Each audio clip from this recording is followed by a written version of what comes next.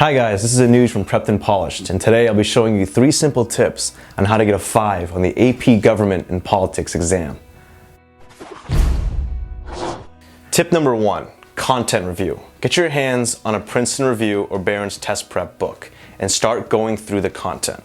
And now remember, most of the content you've already learned through your course. So when you're going through this test prep book, you want to go through very fast. You don't want to spend too much time getting bogged down on the little details. You can work those out later on when you're practicing.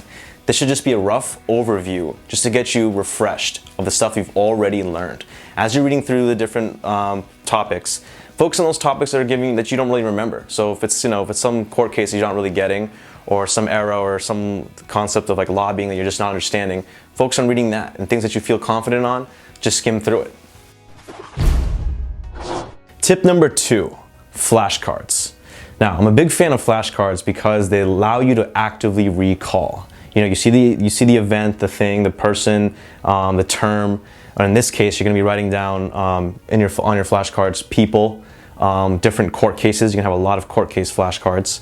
Events, laws, amendments, all the AP government terms, you're going to have them in there. Focus on building these while you're taking your course. And if your course is already over, while you're doing the content review, it's nice to just, a term that you don't remember or seems a little unfamiliar to you, build a flashcard on it. And when you're actively recalling and you're seeing the flashcard, think about the significance. Have the other side of the flashcard write have the significance on the other side. The significance is going to help you to see the argument of why it's relevant, why the specific court case matters in the grand scheme of things. And in the free response questions, they're going to test you on that. Every event, every term, everything like that has a specific reason, why we're learning about it and the impact that it's had.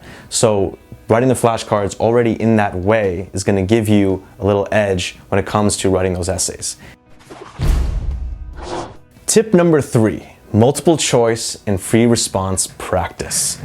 Okay, so tip number 3, the multiple choice questions, you're going to get them primarily from your test prep book companies. In those prep books, go through all the multiple choice as much as you can, and this is where you want to spend the majority of your time studying, on the practice.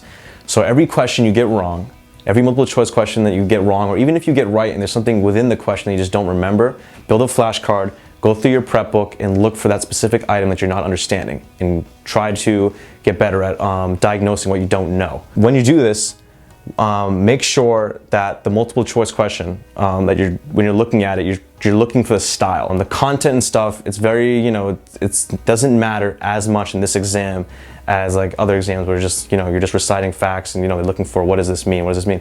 They're looking for more of the significance and relevance and the relationship between different things within government and politics. So focus on that type of mindset when you're looking at these multiple choice questions. Now, for the free response practice, when you do these free response questions, much of the work is going to be already done building those flashcards. You're already going to have all the vocabulary in your head. Now what you need to do is focus on building the argument. So you're going to read the question and you're going to have to come up with an argument. And the way I like to do it, I like to think about what do I know? What are the flashcards that I've already gone through in my head that I can actually take out and use as evidence to build an argument? And then use that to support your overall claim.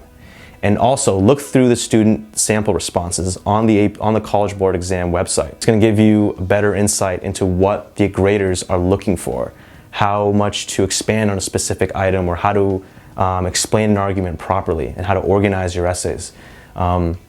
So look out for that. So there you guys have it. 3 simple tips on how to get a 5 on the AP Government and Politics exam. Tip number 1, content review.